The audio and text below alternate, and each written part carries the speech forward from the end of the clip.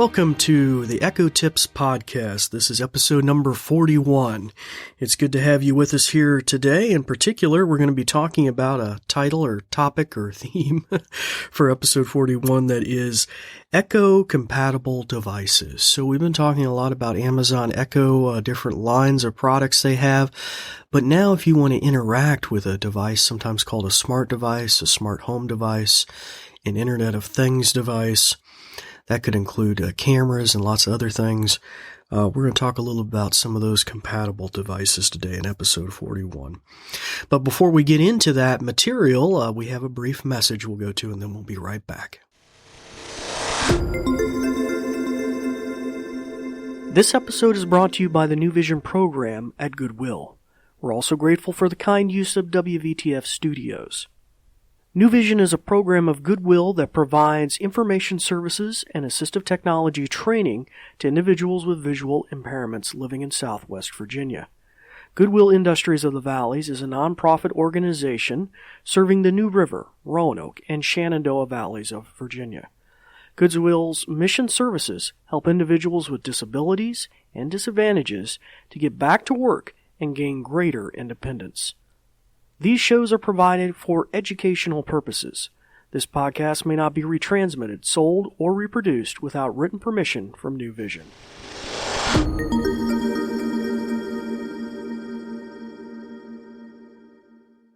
So, welcome right back. For those that are new listeners, by the way, I'm David Ward, an assistive technology instructor with the New Vision program at Goodwill of the Valleys, here based in Southwest Virginia. It's good to have you with us here today, especially if you're new.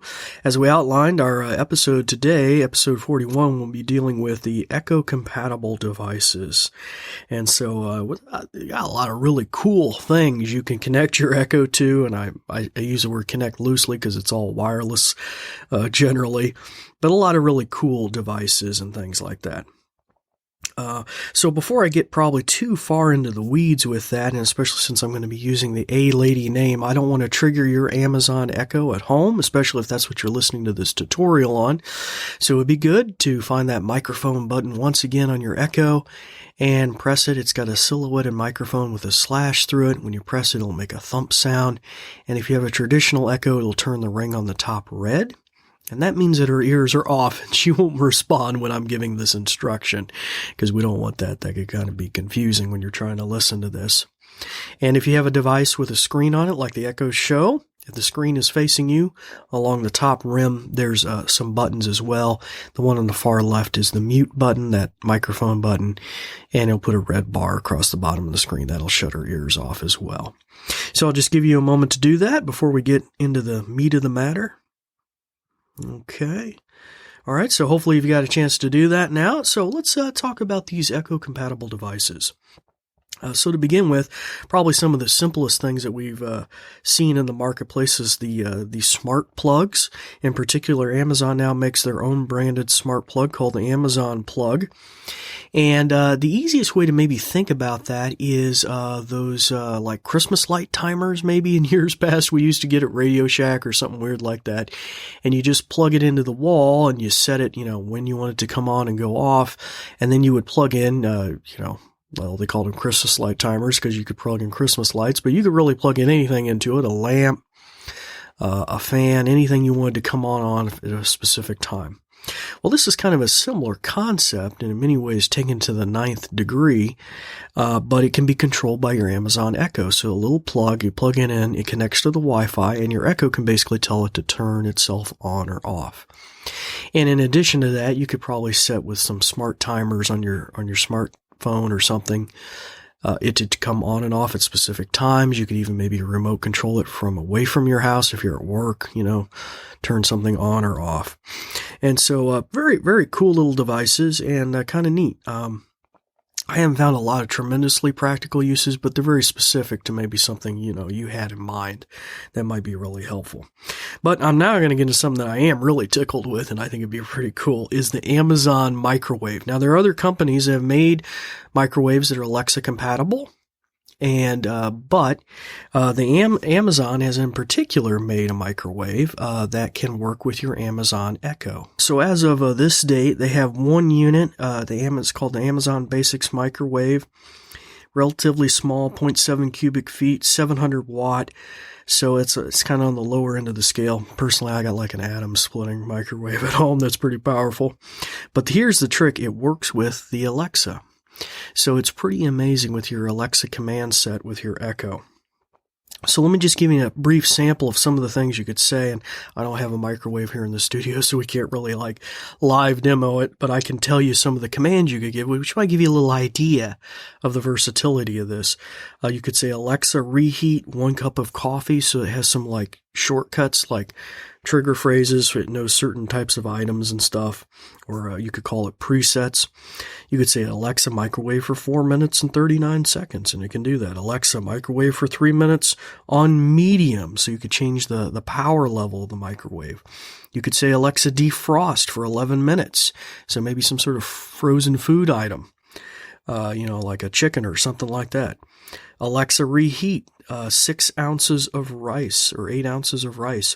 Now, I noticed this in some of these directions. It actually must do some sort of arithmetic in the background, like rice or popcorn. You say how many ounces, and it just kind of does the calculation itself. In this case, it says reheat 8 ounces of rice. These microwaves also have an action button on them, just like the Amazon Echo does, the button with the bump on it. So if you push that button, you don't have to actually say the name. You could just push it and then say, reheat my coffee or whatever. So that gets down to the last thing I was going to mention, that these have these presets. And in fact, if you go to Amazon.com/ let me make sure I get this right, Cook Presets, no spaces, all lowercase. So that's Amazon.com/Cook Presets, and hit enter in your browser. That should bring up a list, this document from the microwave that tells you a lot of the presets. So like coffee, rice, popcorn, and so some of those things. So I didn't look at the full list or give you the full list here, but it just gave a little sample of some of the things. Now you will need an app to connect these kind of devices generally. Most of them are not automatic, but once you do the initial connection, it's very similar to how you connect an Echo to Wi-Fi. If you look back at our first episode of season 2, I think that'll give you an idea. It's very similar, except instead of connecting an Echo, you're connecting your microwave to the Wi-Fi for the first time. Now, I did notice here in some of the caveats, they mentioned some of the documentation for the microwave. And this probably applies to a lot of these types of devices, even the smart plugs. It says you might not be able to use a Fire tablet with the Echo app on the tablet, because you can verbally actually command a tablet, say Alexa, yada, yada, yada. You might not be able to use a device like that to control your microwave. The Echo Look, which is the camera-based device to help you find clothes that match your style, that even though it has rudimentary Echo commands like, tell me the time and the weather, that might not be able to interface with the microwave correctly. And the Amazon Tap, which we've talked about as the battery-powered device, that might not be able to connect as well, which kind of makes sense because it does have some limited functions. And so those specialized devices that even though they have Alexa in them might not be able to control your microwave appropriately. So anyway, and to finish up, I want to just mention why this isn't particularly powerful. Some people might say these devices like the microwave, what's really the versatility in that? Well, I work with the blindness community, or those with visual impairments, and microwaves in particular have been the vein of our existence for a long time, especially the modern microwaves that have smooth buttons. We've gone away for the years with a little knob that you turn to a certain timer, because it's hard to see those buttons. And a lot of times we have to put like little sticky dots on them or something so we know this is the 1, this is the 2, this is the clear, this is the start. So this has the capacity to be really liberating in that sense, because you could set your microwave, use your microwave regularly and not need any kind of sighted assistance. You could just command it, and that's pretty awesome. Also, if you think about thermostats, we're not going to discuss that in this episode much, but thermostats have been the vein of the blind community's existence because modern electronic thermostats have a little screen. You can't maybe see it, doesn't talk to you. But if you had an Alexa-compatible thermostat, you could verbally command your heat on or off, or or even just check what the current temperature is in the room. So that's very powerful pretty cool too. It's fun, very Star Trek-y. All right, well, we thank you for listening to this episode. Next episode, we'll be talking about another topic here, dealing with our Amazon Echoes and all the great things you can do. And so we really look forward to that. So stay tuned. We got a lot of good information coming up next. Until then, it's time to turn your microphone back on. And I'm David Ward signing off for the New Vision program at Goodwill Industries of the Valleys. We thank you for listening. Thanks, Dave. In conclusion, let me tell you a thing or two. This episode is brought to you by New Vision at Goodwill Industries of the Valleys, and it is also made possible in part by a grant from Community Foundation serving Western Virginia. And there's more. We're also grateful for the kind use of WVTF Studios. New Vision is a program of Goodwill that provides information services and assistive technology training to individuals with visual impairments living in Southwest Virginia. For more information, check out our website at goodwillvalleys.com/newvision, with no spaces. Goodwill Industries of the Valleys is a nonprofit organization serving the New River, Roanoke, and Shenandoah Valleys of Virginia. Goodwill's mission programs help individuals with disabilities and disadvantages to get back to work and gain greater independence. These shows are provided for educational purposes. This podcast may not be retransmitted, sold, or reproduced without written permission from New Vision. Thanks for listening.